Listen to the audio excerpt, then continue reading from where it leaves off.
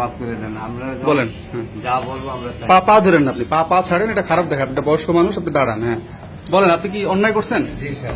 কেন করছেন? স্যার ওই জমাদের একটু বেশি স্যার, এই কারণে। তো জমা রেট বেশি, আপনি তো মালিক, জমা রেট বেশি। জমা তো সরকার 900 টাকা। আপনি 900 টাকা নেন, তাহলে 900 টাকা নেয় সরকারের রেট কি বলেন? 1000 টাকা জমা নেই স্যার। 1000 টাকা, 100 টাকা বেশি নেয়। 100 টাকা বেশি নেয় বলে আমরা তো 20 টাকা 30 টাকা প্রত্যেকে বাড়ায় দেয়, তাই না? আপনার আমার ওয়াইফ তো আপনাকে বলছিল যে আপনি একটু বাড়ায় নেন, তারপর আপনি কেন বললেন যে কেউ যাবে না, ফিক্সড রেট? এই কথাটা আপনি কেন বলছেন? বলেন, আপনার কি মানে মাস্তানি শুরু করছেন নাকি? এই কথাটা বলছি কিনা আমার স্মরণে, কিন্তু আমি বলছি স্যার আমার অন্যায় হয়েছে। পরবর্তী যদি আপনারা যান আমরা নিয়ে যাব, আমরা জীবন আর এরকম করবো না। এটা আপনারা মানে বিষয়টা হচ্ছে যে আপনারা যে পর্যায়ে চলে গেছেন, হ্যাঁ এই পর্যায়ে আসলে একটা দুটো শাস্তি যদি আপনাদের না হয় আপনাদের এটা বুঝবেন না। আমরা তো বলছি যে পরবর্তীতে আমরা আর এরকম করবো না।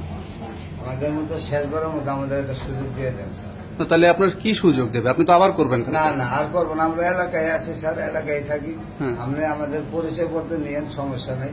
আপনারা যা বলবেন আসলে আমরা নিয়ে যাবো। শোনেন, আপনাদের কারণে এই যে বিআরটির যারা কর্মকর্তা আছে, যে মন্ত্রী মহোদয় যে সারাদিন দৌড়দৌড়ি করে, আপনাদের কারণে এনাদের বদনাম হয়, যে এনারা কোনো ব্যবস্থা নেয় না, অভিযোগ করে কোনো সুফল পাওয়া যায় না। আজকে আপনারা ছেড়ে দিবে, ওই 2 দিন পর ওনার নামে অভিযোগ করবে যে ওনারা কোনো ব্যবস্থা নেয় না। এরকম আমরা আপনাদের গ্যারান্টি আমরা এটা আপনারা শুনানি কার্যক্রম করেন। হ্যাঁ আমি আমার যতটুকু দরকার আমি নিলাম, ঠিক আছে।